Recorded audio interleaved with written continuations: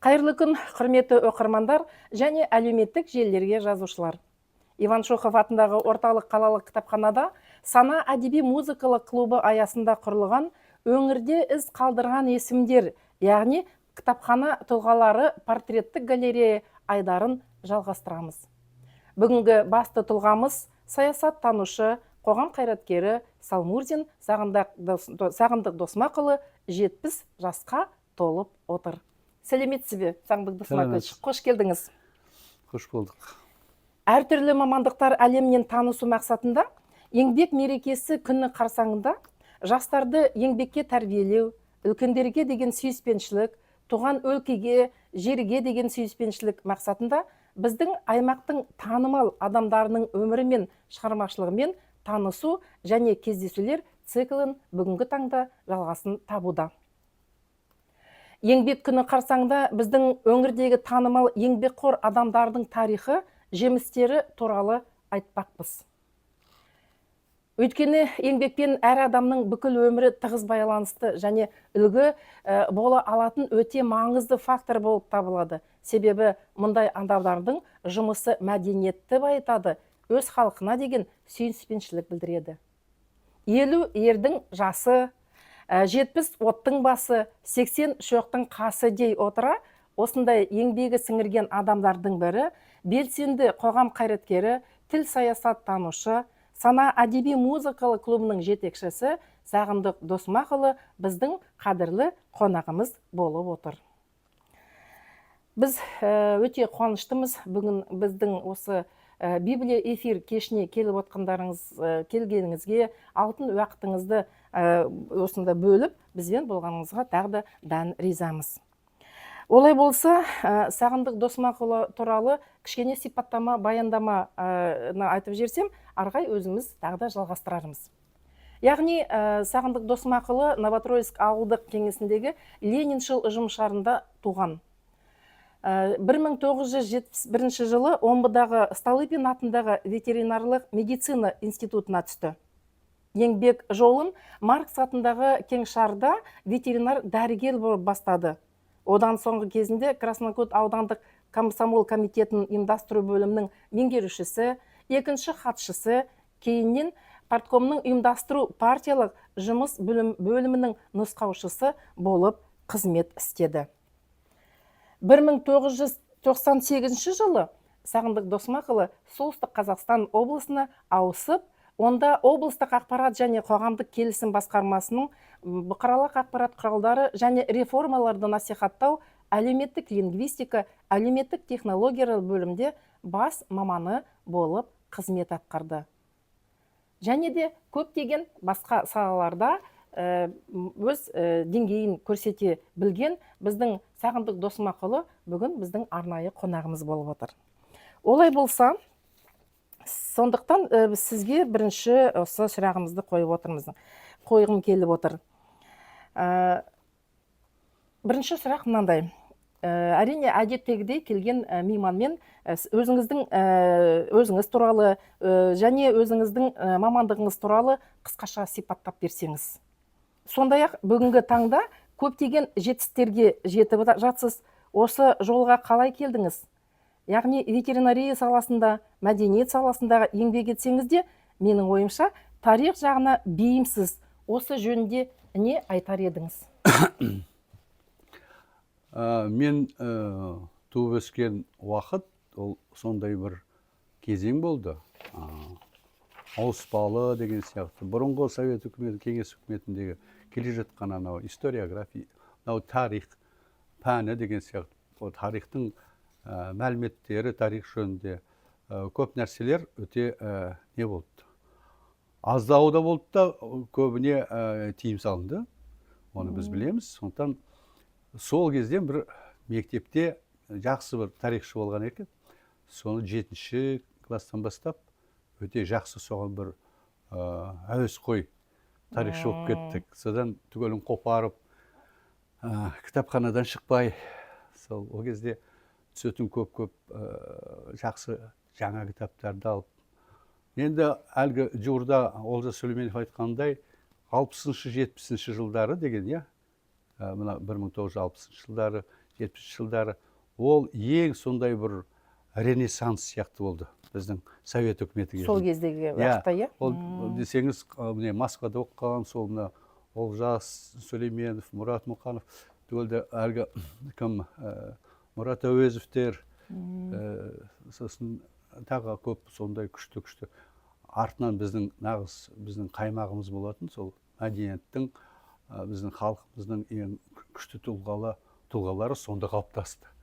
Сондықтан сосын мен енді мектепте оқып жүріп сондай мәліметтер жинақтап жүрдім. Сондықтан мен шешем де өте мұғалім болатын да. Әкем енді ол көбінесе соғысқа қатысып, сосын үлкен жұмыстарды істеді. Колхоз бастығы болып. Сондықтан бізде мынау неге ақпаратқа, кітапқа, журналдарға, соларға көп сондай бір зейін қойды, сондай бір әдет болды. Әдет болғанда біз кішкентай әлі мектепке бармай жүргенде анау ұлы дастандарды оқып бізге, мінекей қазір есімде, жиделі байсын жерінде, қоңырат деген еліңде, бай бөрі деген бай болыпты, төрт түрік сайып. Міне сондай мінекей сол Алпамыстан бастап түгел көне эпостарды, сосын ғажайып ертегілерін, сосын мынау жай қазақтың көп ертегілері бар. Солармен өстік. Кетпес дәулеткен пейіл берсін. Иә, содан мынау бізге әрман артты. Сосын мен оқуға бір немен жолдаумен неге бардық? Омскіге, Омбыда. Омбыда білесіздер, онда да біздің көп азаматтарымыз анау сол кездегі біздің тарих. Жоқ, енді мен өзімді айтпаймын, соның атмосферасын айтам да, онда бізде енді Мағжанда болған, Сәкенде болған, түгелдер болған жер ғой. Сондықтан ізі қалмаса да, соны ізін іздеуге біз біраз күш салдық. Сонда Асау дейтін студенттік сондай бір ұйым аштым. Сол 4 жігіттен басталды. Сосын көп зерттеп, сондай жерлестерді шақырып, сол ішіндегі анау шежірені байқап деген сол кезде содан бастадық. Сосын архивқа барып деген сияқты. Архив онда өте бай. Бізде, допустим, Павлодар мен Петропавлда ондай архив жоқ. Омбының архиві бай ғой, қазақтың бұрынғы архивтері. Көп нәрселерді соны танысып, содан кейін ол енді институт бітіргесін ауылға бардық. Ауылда біраз істеп, сосын енді біз жай отырмай, енді комсомолда анау не болғанбыз. Ол кезде пропагандист дейді, насихаттау жұмыстарын жасап, сосын артынан партия жұмысы болды. Ол да білесіз, ол кезде енді партияның анау енді құлдырап бара жатқан кезі, соны енді бітіріп, артынан сосын енді ғылым саласына. Менің әкем айтатынды, қайда жүрсең де, екі сондай бір салаға көңіл бөл деп.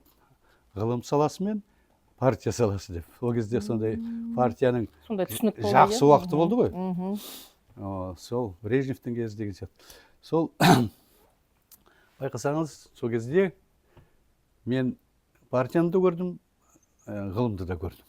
Бізде мынау Москвада ВИГИС бар, ВИГИС деген, орысша айтқанда Всесоюзный институт гельминтологии имени Скрябина. Соның 4 жыл аспирантура болды, сол 4 жыл оқып, сонда 16 шақтай ғылыми еңбектерім болды. Бір не болды, открытие, изобретение деп қайтуға болады.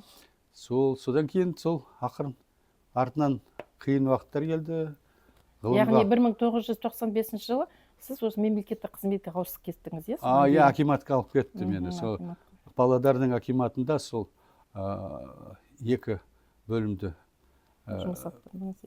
бірдей алып жүрдім. Содан кейін артынан енді білесіздер, қазір ол кезде Павлодардың кадрлары осында келді, сосын осында келіп қалдық. Келгесінде мұнда ақпарат басқармасын Ганафина Майра Қажбайына басқарып отырды. Соған келдім. Конкурстан өтіп, содан жұмыс істеп. Мемлекеттік құқықтық бөлімінде жұмыс атқардыңыз, иә? Сол кезде ол неде, ол Павлодарда. Акиматқа. Мұнда ақпарат басқармасында өзіңіз айттыңыз ғой, қандай отделдарды. Содан кейін артынан тағы бір реформалар болып, басқа әкімдер келіп деген сияқты. содан неге мынау о кезде комитет дейтінде мына тілдер комитеті соның Омарова деген басқарды, білесіз ғой. Соның орынбасары болдым. Артынан енді мына дүниежүзілік қазақтар қауымдастығы, сосын анау біздің қазақ орталығы, мынау ұрпақ деген, соларда жұмыс істеп қоғамдық жұмыс атқардық. Содан кейін енді ақырын музей саласына ауысып, яғни әлі де жұмыс істеп жатырмыз. Көп рахмет. Әрине, сол кез заманның енді тарихтарын айта берсең, әрине көптеген мағлұматтар әлі қайда айтуға болады. Яғни, тағы да кезінде сіз бірқатар ғылыми зерттеу жұмыстарын жаздыңыз. Мәселен, қазақ диаспорасы, қазақ тілінің қазіргі замандағы жай-күй және перспективасы, әлеуметтік зерттеу, Солтүстік Қазақстан облысында тұратын этностардың дәстүрлі және салттары, Ұшқан шашқан жалын, Мағжанның өмірі және лиресі атты кітабында Мағжан Жұмабаевтың ойлары мен афоризмдерін орыс тіліне аудардыңыз. Әрине, өз біліміңізді толықтырып жетілдіре ұдайы тырысасыз. Ал бүгінгі күні осы зерттеу жұмыстарын жалғастырып жатсыз ба? Жалғасуда ма? Мен бірден тағы бір жайт бар. Анау бірінші дүниежүзілік құрылтайдың соның әне болады деп жатқанында бізде көрме емес, ол құрылтай ғой. Алматыда бірінші құрылтай, дүние жүзінен қазақтар жиналды ғой. Соған мені шақырды, соған неге? Бізде арғын деген қол өнерлерді жинайтын үлкен мастерская болатын, ұстахана. Сол ұстаханадан біз қамшы жасайтынбыз, сосын ағаш өнері жасайтынбыз. Өзім де сонымен шұғылданатынмын, сүйектен, тастан, сосын көп заттарымызды апарып біздің қазақтарға көрсеттік, саттық та деген сияқты. Содан бері сондай бір мынау қазақтың өнеріне, мынау қазақтың әдет ғұрпына сондай бір қызығушылық көп болды. Сосын осында келгенде біраз соны зерттеп шықтық. Сосын ұрпақ деген бізде орталықта, ол енді біз көп жүрдік. Бұда Түмен, Қорған, сосын Омбы қазақтарымен көп араласып, сонынан жинап, біраз тәжірибе алдыңыздар, сондағы музейлерге көмектесіп деген сияқты. Солдағы бір жаңа ғана қазақ солағы ғылымына несі бар, жақын ғалымдарды жинап деген сияқты, солармен төлі. Сол осы бес құрылтайда емес, төртеуінде болдым. Бүкіл сол адамдармен құрылтайды, дүниежүзілік қазақтар құрылтайында. Сонда да көп, енді мына 45 елде қазақтар бар ғой. Солармен қарым-қатынас әлі де бар. Жақсы, керемет. Группаларымыз бар деген сияқты. Жай қатынастарымыз жуырда ғана Құрғанға барып келдім. Сол сияқты солай күнде сөйлесіп жатамыз. Көбіне материал керек. Қазіргі жүйе, мынау қазіргі әлеуметтік жүйе жақсы болды. Бұрын анау кітабыңды алып, анау неден шекарадан өткізу қиын болатын. Қазір әрбір қандай мақала керек түгел қоя бересің. Ана жақта алып отырады. Әлеуметтік желден. Америкадағы қазақтар, допустим, сосын мынау Түркиядағы қазақтар, оларға енді мен латынша жазам. Олар енді түсінеді. Мен латынша ең бірінші орта түрік латиница болғанда содан жазып келе жатырмын. Ол 2006 жылдан бері. Білемін сондай. Енді сондықтан жаңа айттыңыз ғой. Зерттеу жұмыстары. Зерттеу дегенде мынау біз ұмытылған қазақ технологияларын ескіден келе жатқан мәліметтер. Біріншіден мынау бізде пандемия болды түгел. Сол кезде керегі санитарлық жайттар қалай болды? Бізде қазақта емшілік қалай болды? Қандай нелер құралды? Неден қаншама әлгі қандай әдістер болды деген сияқты. Енді байқасаңыз, ең бір қызықты нәрсе ол қара сабын. Қара сабынның енді бізде мына осында келіп жатқан қаншама Қытайдан келген, Моңғолиядан келген қандастарымызда ол сақталған. Оны қалай әдіс тәсілдері, Оны мен неге айтқаным, менің әжем жасап беретін де маған. Мен омбыда оқып жүргенде соны алып кететім де қара сабын. Шашымды жуып, сондықтан шығар әлі шаш бар екен. Сондықтан байқасаңыз, ол Сенемін. қара сабын деген ол үлкен нәрсе. Ол сабын тарихи деректер қарағанда мынау Европаға да жеткен жібек жолымен. Онда да сапун дейді, сапун. Ағылшындар, француздар, немістер әлі сапун деп сабынды солай айтады. Біздің қара сабын сонда жеткен деген. Сол көп нәрсе болды, соны біраз нетті, сосын осында Жалын дейтін жігіт болды, неден келген, Қытайдан келген. Соған сол қопарып, не білетін деген сияқты бұрыннан келе жатқан тәсілдер, анау технологияны соны жинап, ол оны шығарды. Сондай. Екіншіден бізде мынау қару-жарақ қандай болды деп, садақ өнері. Қазір Құдайға шүкір бар бізде қазақтың садағын енді істеп, сонымен мінекей қазір дүниежүзі паш етіп жүрміз. Дүниежүзінде жүзілік мінекей бүкіл көшпенділердің мынау болып атқан құрылтайында мінекей соны қолданып жүр. Сол сияқты сосын енді басқа да қару-жарақтар, сосын бес қару деген сияқты, сосын олардың өнерлері, сосын тағы бір ақырғы кезде біз мынау дәстен сал бізде Баймұхановпен бастап жатқан нәрсеміз, ол мынау бір жағынан отырықшы мәдениет қалай болды. Отырықшы мәдениет дегеніміз, ол көбі ойлайды, біз анау көшпелі ғана халықпыз деп. Біз жартылай көшпелі халықпыз. Неге деген, анау сезонда, бір сезон болған кезінде ғана жайлауға шығып, анау көшіп жүрді, өздерінің отырықшы нелері, ауылдары болды, қыстақтары болды, қалалары болды.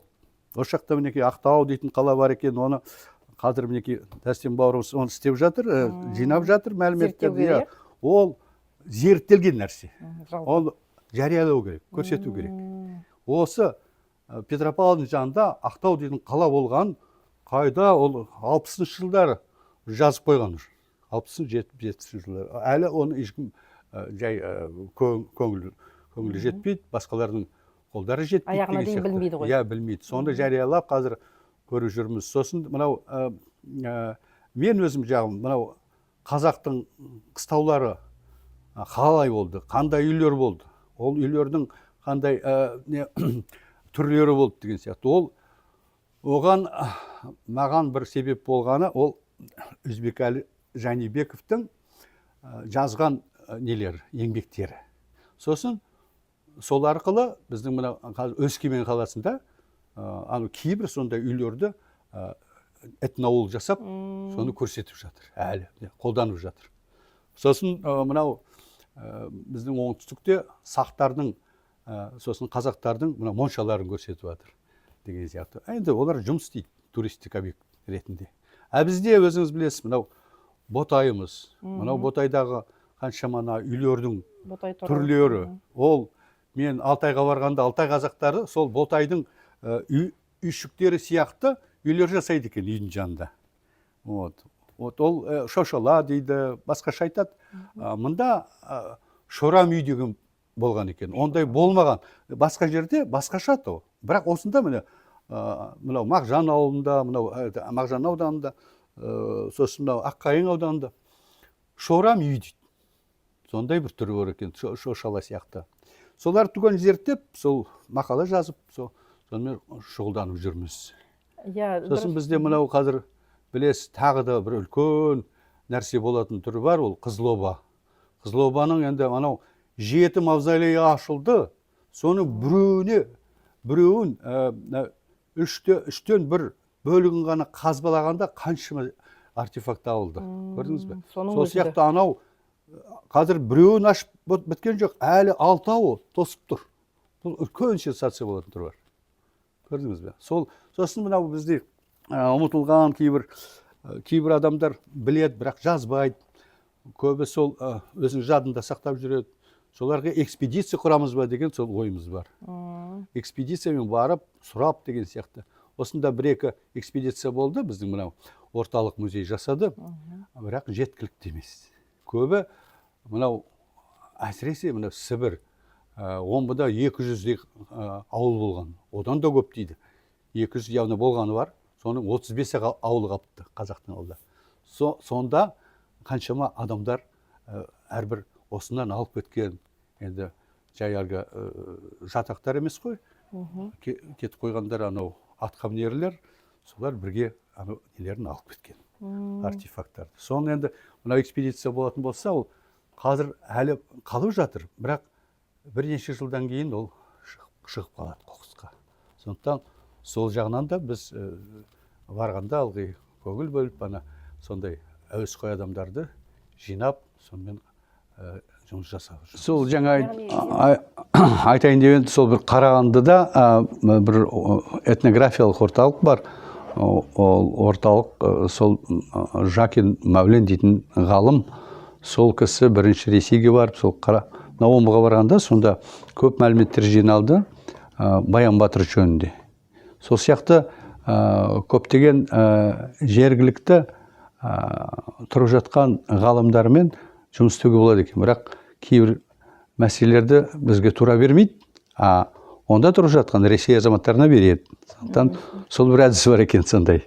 Сондықтан солай ойлап жүрміз. Сол қазіргі жақсы бір орталықтар бар. 12 қазақтың орталығы бар, онда 12. Соның ішінде бір 2-сі бар, сондай бір ғылыми бағытта жұмыс жасап жатқан. Солармен біз сөйлесіп жүрміз. Арман Артай, бізде мынау кейбір біздің музейларымызда Ресейге керекті артефакттар болады, онда бізге керекті артефакттар.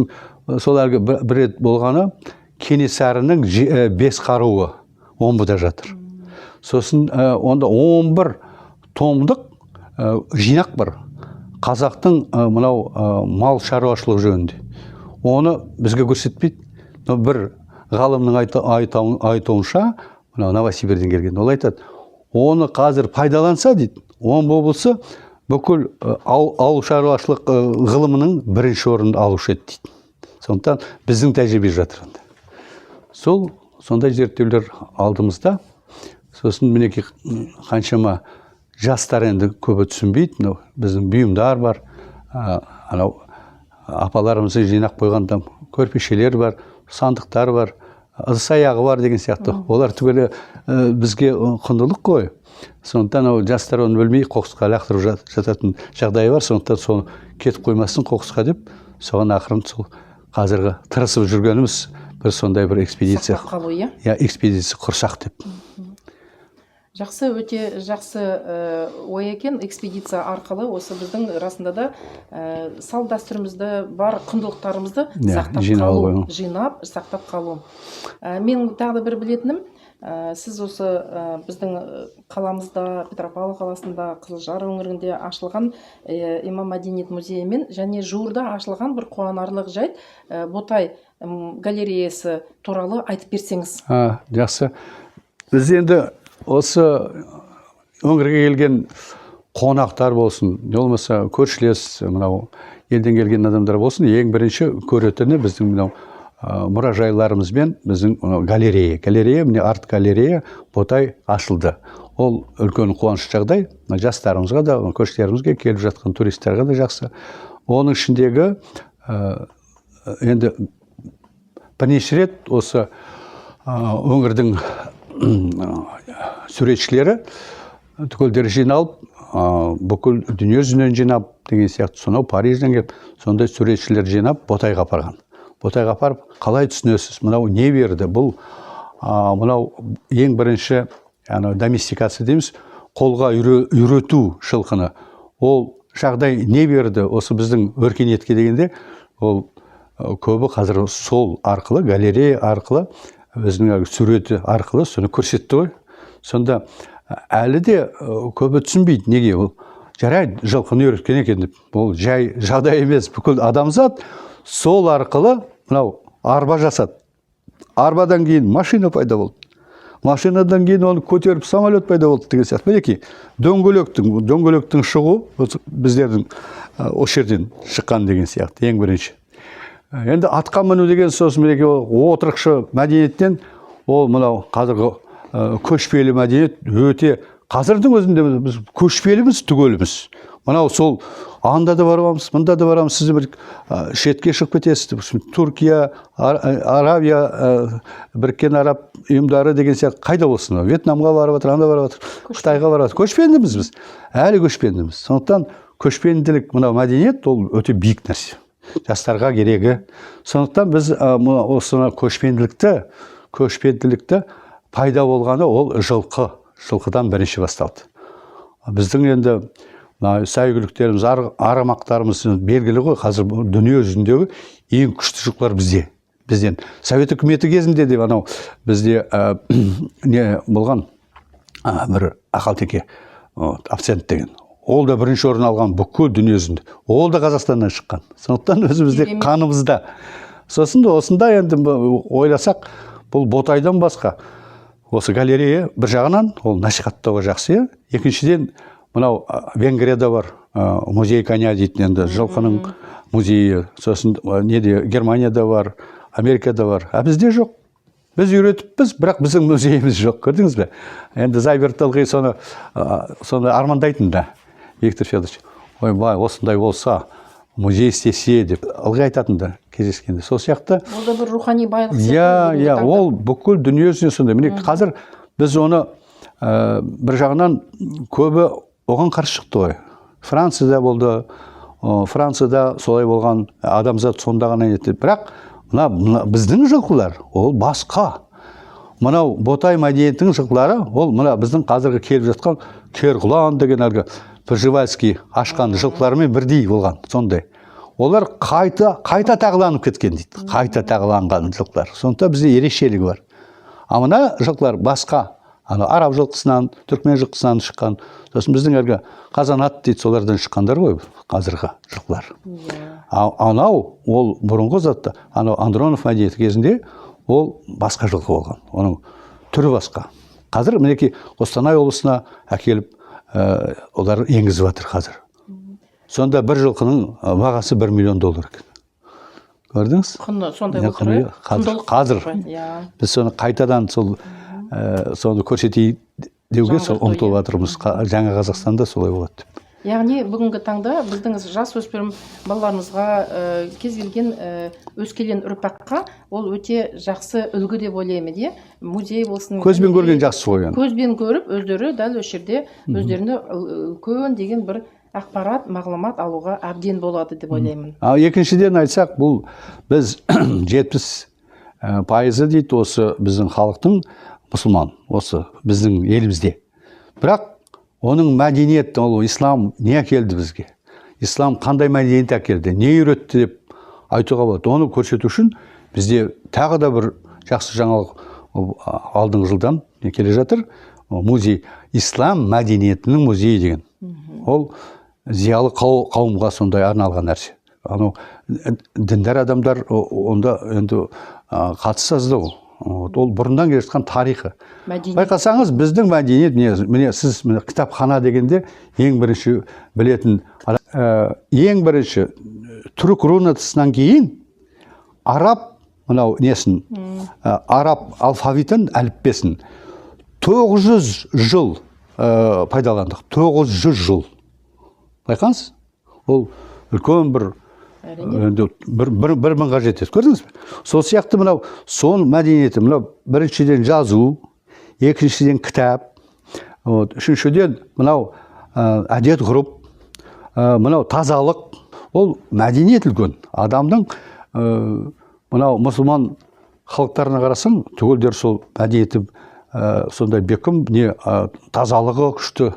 Сондай, сондықтан оны көп нәрсе берілген бар. Сосын мынау ғылымды айтсаңыз, біздегі астрономия, сосын медицина, Ибн Сина, Аль-Фарабилар, сосын алгебра, хорезми бергенде, байқасаңыз, қазіргі біздің цифралар араб цифрасы. Ол да дінмен бірге келген нәрсе. Сосын біздің сұлулық, мәдениет терминдарымыз түгел арабтан шыққан. Көрдіңіз бе? Сосын мен Петропавл жөнінде айтайын, тағы бір тапқаным бар. Бір кітап тарихын оқып атқанда Хасан Мирбаба ұлы деген бір осында Петропавлда бір ақын болған екен. Ол 1880 жылы Хисса Короғлы Сұлтан деген кітапты жазып, арабица мен қазан типографиясында шығарған. Содан кейін ол 10 рет шыққан, 10 издание шыққан. Бізде біреуі де жоқ. Жуырда бір татар сол несі бізге келіп жүретін суретшісі Қазанға барып соны тауып алды. Анау типографияда біреу қалады екен. Бір несі, бір данасы. Сосын байқасаңыз, оның мұқабасын көргенім Абайдың, Семейдегі Абайдың несінде, музейінде көрдім. Содан бері мен соны іздестіріп жүргем, а жуырда маған хабар келді, табылыпты сонда. Байқаңыз, сонда мінеки 1880 жылдан бері қазақ кітабы осында Петропавлда пайда болған, көрдіңіз бе? Петропавлдың ішінен Хасан Мербаба ұлы деген ақын, қазақтың ақыны. Содан кейін Гәуез хан деген, көрдіңіз, Гәуез хан деген оның жалғасы, анау Көроғлыдан кейінгі Гәуез хан. Сондай жайттер бар, оны қазір көтеру керек, бірақ оған енді қаражат та керек, оған күш те керек деген. Жастар енді соны естіп, мүмкін сонымен шұғылданып әрмен қаратай жалғастыратын шығар деп ойлаймын. Дұрыс айтасыз. Сіздің сөзіңізді жалғастырайын, жаңа жастар деп айтып жатсыз, Сағындық Досмақұлы. Бір білетініміз, сіз осы жастармен өте жылы қарым-қатынастасыз. Позитивтік танытасыз ол кісілермен болғанда. Сол кісілердің енді батырлық, ерліктері мен патриоттық сезімдеріне бүгінгі таңда енді көңіліңіз көнши ме? Біздің балаларымызға, жастарымызға деп айтуға болады. Осы туралы не айта аласыз? Мен жаңа ғана бір басында айттым ғой. Ең керегі бізге мынау оқығанда қазір мына көп бізде кітапты оқымай жатыр ғой. Оқу мәдениетін көтеру керек бірінші. Екіншіден ол мынау кітап болсын, мынау қазіргі не бар, желі жағында, соның бір өзінің тәсілдері бар. Соларға мынау біздің ертегілерімізді, мынау дастан эпостарымызды, сосын мынау біздің ұлы адамдардың тұлғаларын, олардың еңбектерін соны жариялап, соны насихаттау керек. Сол мынау бір намысты көтереді. Сосын музыка жағы, мынау Қазанда былай істепті. Татар тілін білуші көбі, мынау күшті хиттар түгел татар тіліне аударыпты. Сол сияқты мінекей музыкалық жағынан байқасаңыз, мынау енді қазір Димаштың өзі бір министрліктің жұмысын жасап жатыр ғой, дүниесінде. Қарасаңыз, түгелдері қазақша сөйлеп, мынау Америкадан бастап, мынау Африка дейін түгелі сол қазаққа бет бұрып жатыр. Қарасаңыз, көбі блогерлар Россиядан келіп қазақша сөйлеп жатыр. Дұрыс айтасыз. Яғни біздің жастардың патриоттық сезімдері бүгінгі таңда қандай деңгейде жалпы? Оны жай айта алмайсың да, оған зерттеу керек. Бірақ көп нәрселер бар. Бізде анау кейбір жақсы байқауларда көрсетіп жүрген жастарды қарасаң, өте интеллектуалды, сондай. Байқасаңыз, қазақ мектептерін бітіргендерін, мынау өздерінің несі деңгейі биік, қандай бал алып жатыр деген сияқты қазақ мектептері. Сосын енді көбі бермесе де өз балаларын, бірақ артынан бірнеше класстан кейін беріп жатқандар бар жай. Жаңа санасы оянып деген сияқты біраз сондай түсінік пайда болып жатыр. Бірақ мен ойлаймын, мынау екі буын, мынау үлкен буынбен аталары мен әжелері мен, сосын мынау немерелері, жиендері, соны түйістіретін бір сондай бір проект керек деген сияқты. Неге десең, қазір мен орта буын, ол көбінесе жұмыстан, бірақ үйдегі отырған әже аталарын тыңдап жатқан, тыңдап жүрген балалар аз. Неге десеңіз, олардың өмірі басқа болды. Олар кітап оқыды. Нені тыңдайды онда? Тыңдағаны мынау бүкіл TikTok, қазіргі нелер, ол да жақсы шығар, бірақ өзінің деңгейінде болу керек. Дұрыс айтасыз. Ол әлгі бізге құндылықтарды, рухани, мәдени, тарихи құндылықтарды сол алып жүрген сол аталары, аналарға үйрету керек. Күнде содан бастау керек. Жұмасына бір күн, жұма болсын, қай күн болсын, бір түгелдері жиналып ертек оқыса жаман Дұрыс болмас. айтасыз, сізбен келісемін. Себебі отан отбасынан басталады дейді. Өзіңіз осы ұяда не көрсеңіз, өскенде соны ілесіз деп айтады ғой. Алайда патриоттық сезім, менің ойымша, бүгінгі таңда кез келген адамның түйсігінде болу керек, сана сезімі болу керек деп ойлаймын. Жақсы, олай болса келесі тағы сұрағымыз сізге, Сағындық Досмақұлы. Сіз зейнеткерлік жасқа жеткенмен бұрынғыша қоғамдық өмірге белсенді қатысасыз. Араласып жүресіз, көптеген кездесулерде болып жүрсіз. Әріптес жолдастарыңызды осы жолында көп деп ойлаймын, аз емес сияқты, иә? Осы туралы не айтасыз? Аз деп айта алмаймын. Біз енді көп біраз көріп қалдық қой, танысып. Неге осы тәуелсіздіктің арқасында 90 жылдардан бастап бірінші құрылтайдан одан бұрында бір кездесулер, өзім Ресейде оқығасын, онда да міне көп Ресейдің Москвада оқыдық, Омбыда оқыдық, сол түгел мынау қамтып, солармен көп жолдастармен сол әлі қатысып жүреміз, қатынасып. Сондықтан мынау қазіргі жүйе жақсы болды. Мынау кейбір конференциялар онлайн өтеді. Оларға да қатысасың, қалыста жүрген адамдар бізге жібереді. Сол сияқты әлі үзілмей келеді біздің байланысымыз. Сондықтан ол байланыс керек. Бір жағдан мынау жуырда осы тілмен араласып жүрген жігіттердің айтуынша, енді мынау бұрынғы әдіспен оқытқысы келетін адамдар азайып барады. Неге десең, қазір көбінесе онлайн, осында отырып сіз мұғалім болып, анау түменде Ямалда отырған кішкентай балаларға сабақ беруге болады. Мүмкіншілік бар андай, сондықтан ешқандай қысылмай солай беруге болады. Қазір мен айттым ғой, сол үрдіс түгелі қазақ тілін үйреніп жатыр. Қазақ тілі мынау бүкіл түркі мынау мемлекеттердің ортақ тілі болады деп айтқандары да бар деген сияқты. Қазір міне латиницаға ендігі жылы Құдай қаласа өтеміз. Сондықтан енді мынау бір айтайын дегенім, кейбір кезде көңілің тоймайды. Мынау латиницаның 3 түрі болды ғой, 3 варианты. Соның кейбір кезде бізде мынау ақпаратта, не болса бір мекемелердің жанындағы жазуларда бұрынғы жетілмеген, бұрын өзгермей сол қойыпты солы. Анамына деген соның үстіндегі өтірлер, түгелдер дұрыстап қоймаған. Соны бір тексеріп, белсенді адамдар соны қайтады. Соны мен ойлаймын, соны мынау бұқаралық ақпаратта оны кішкене дұрыстап бір тексеру керек деп ойлаймын.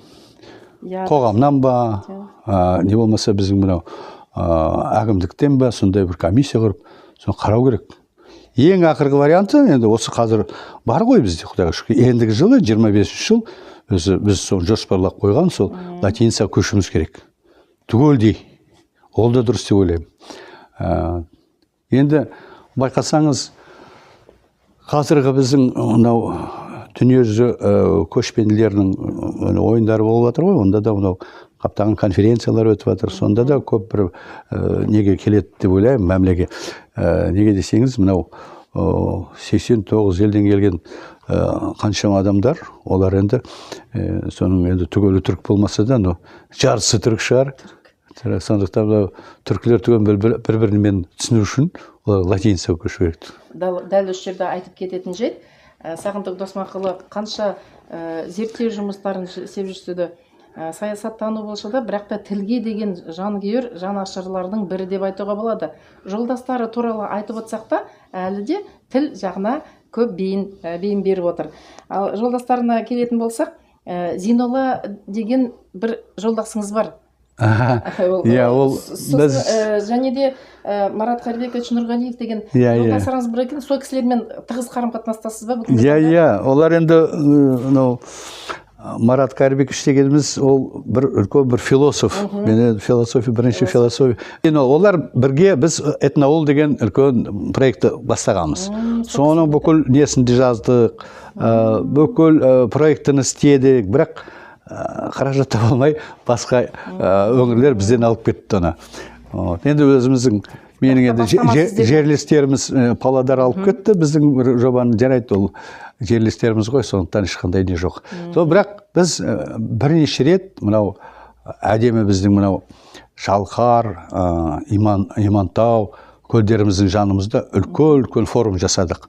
Ол форумдар мынау біздің туризм саласына, біздің қазақтардың арасынан шеттегі қалталы қазақтарды тартып, соларға мынау туризм саласына инвестиция құю болды, бір мақсаты. Сондықтан 3 рет кездестік, 3 рет. Сонау Алтай мен Оралдың арасындағы, Орал таулардың арасындағы бүкіл қалталы қазақтарды жинадық қой.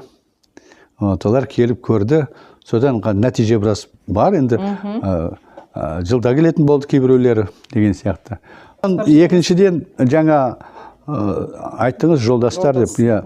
Ол жолдас енді бізде мынау сонау кейбіреулері Ресейде жүріп, қазақ тематикасын алып, қазақ тематикасымен ғылыми еңбектер жазады.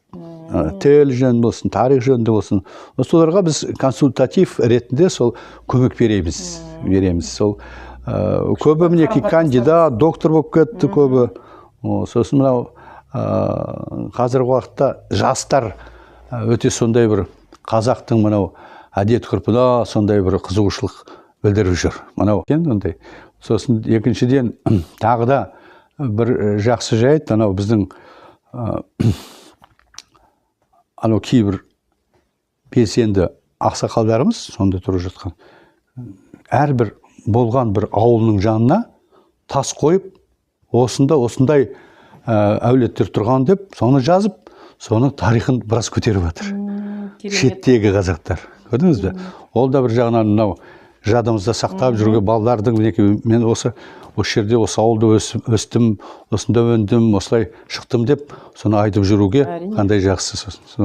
Соларға да қолдау көрсетіп жүрміз. Алайда осындай Германияда, Америкада жора жолдастарыңыз әрине әрқашанда қарым-қатынаста болсын, жақсы, татулық, осындай бір-бірлеріңізге көмек, енді бір салада істеп жүргеннен кейін жәрдем көмек көрсетуге әрқашанда дайынсыз деп ойлаймын.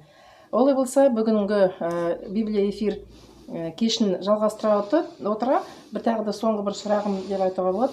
Енді сіз жан-жақты азаматсыз көріп отырмын, сондықтан бір білетінім домбыра шертесіз. Тағы да бір аспапта ойнайсыз ба, білесіз бе, қандай да бір өзіңіздің мүмкін сүйікті өлеңіңіз, әніңіз болар ма, әйтеуір музыка үшін дегенде осы бос уақытта қалай өткізесіз? Бір жағынан байқасаңыз, мынау енді нағыз қазақ домбыра дейді ғой. Оған енді домбыраға өзім ұлымды да үйреттім деген сияқты. Өз үйреткем жоқ енді. Соған не болдым, қолдау жасадым. Ол да қазір ойнайды. Мені үйреткен әкем мен шешем. Шешем айтыскер болған, Сұрып Салма ақын. Сосын өлең айтатын да, домбырамен айтатын. Содан біраз үйренгенім бар, бірақ өзіме ғана ойнаймын, кішкентай жолдастарымның арасында. Екіншіден біз енді целина кезінде, тың кезінде совхозда, Карл Маркс деген совхозда тұрып, сырттан келген, Ленинградтан келген нелер болды, әрбір халықтың өкілдері. Сол кезде түгелдеріне гармошка керек болды. Сондай бір күнде гармошкамен шығып, көшеде ойнап, соларда өлең айтып сөйтетіміз. Содан үйреніп қалдық. Сосын енді бір кезде бізде 70-ші жылдары жас кезімізде гитараға кішкене құлшыныс болды ғой. Бірінші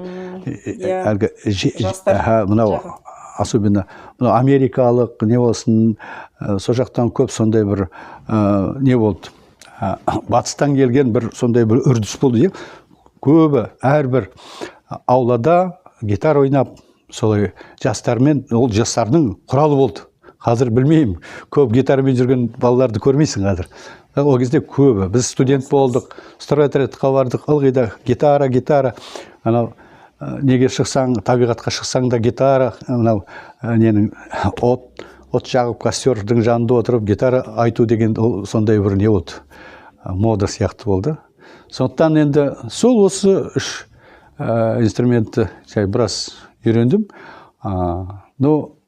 Бізде көрдіңіз бе, кішкене анау спорт жағына кішкене шығып кеттік те, сосын ол қалып қойды. ауылда өстік. Алайда Шетте оқыдық деген сияқты. музыкаға деген құштарлығыңыз, бейім, әрине өзіңіз болсын, бала немерелеріңізге үйретіп жүрген және жастарға насихаттау ол өте жақсы үрдіс деп ойлаймын. Олай болса, құрметті Сағындық Досмақұлы, осымен біз бүгінгі осы Библия эфирді аяқтаймыз. Біздің көрермендерге айтар бір тілегіңіз бар ма, ұсынысыңыз болса, дәл осы жерде айтып кетуге әбден болады әлеуметтік желідегі көрермендерге. Мен бір жақтан осы жердің енді жерлестерге деген сияқты жерлес болып кеттік. Қайда жүрсек те бүкіл қазақстандық жерлестеріміз ғой енді.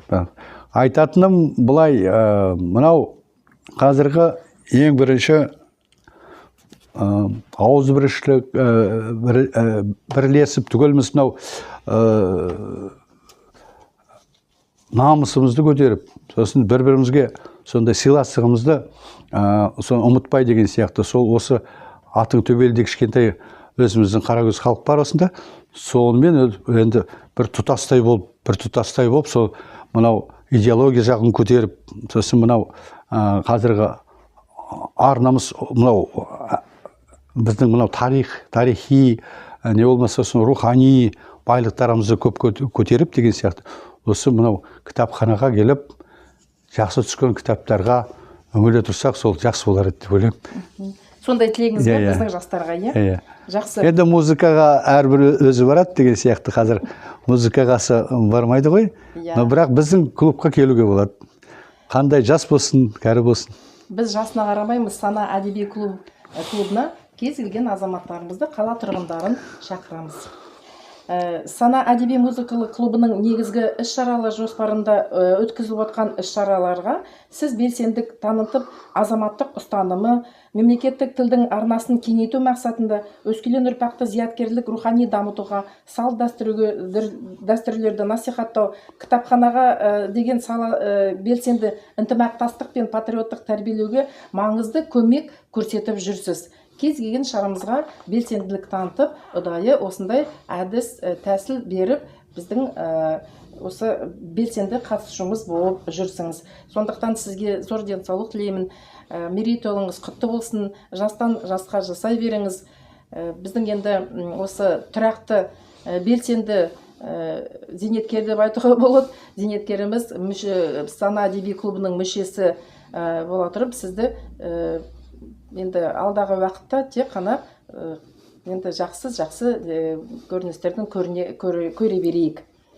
Құрметті әлеуметтік желідегі жазушылар, Иван Шухов атындағы орталық қалалық кітапхананың Сана әдеби музыкалық клубының аясында өткен өңірде із қалдырған есімдер, яғни кітапхана тұлғалары портреттік галереясы осымен аяқталады.